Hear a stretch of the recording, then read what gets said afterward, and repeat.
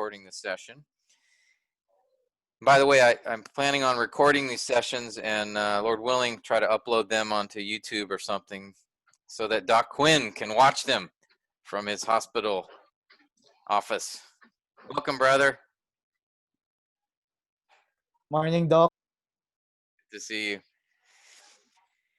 Okay, let me get this going. All right, hopefully all of you can see that. Can you see I'm sharing a file here.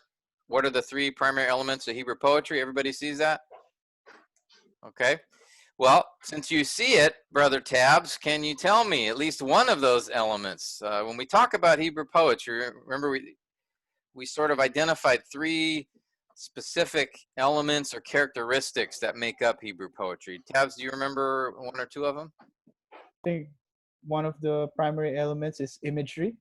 Yeah, good, imagery. So the poets speak in the form of imagery, and to do that, they'll use figurative language in order to communicate that imagery. What's another element? Someone else have a Pastor Ince? You remember any other elements?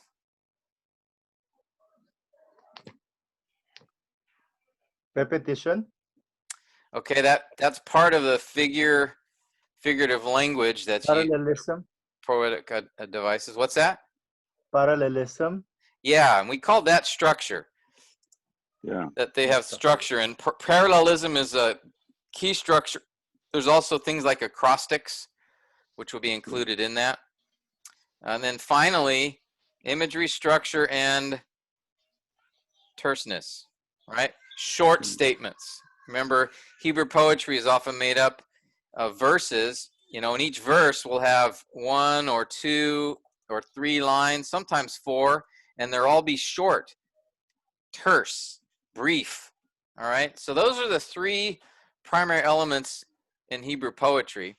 Now, as we think about that, Pastor Ince mentioned parallelism in Hebrew poetry. Can someone give me a definition or a description? When we say parallelism, Hebrew poetry, what do we mean?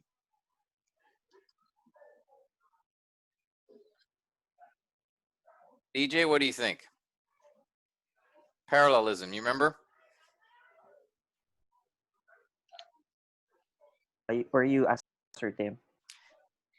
What is parallelism in Hebrew poetry? Like, can you give a brief description of that?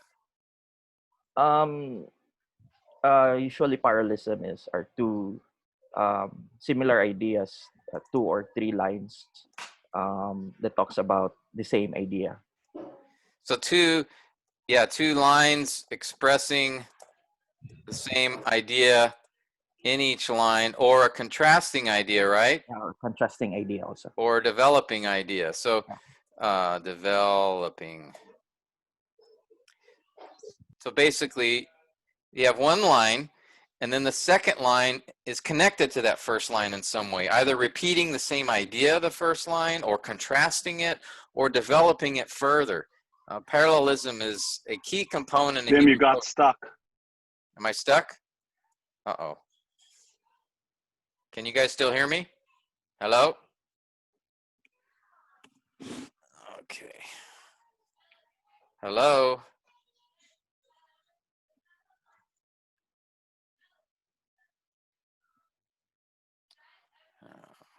Okay, let's do this.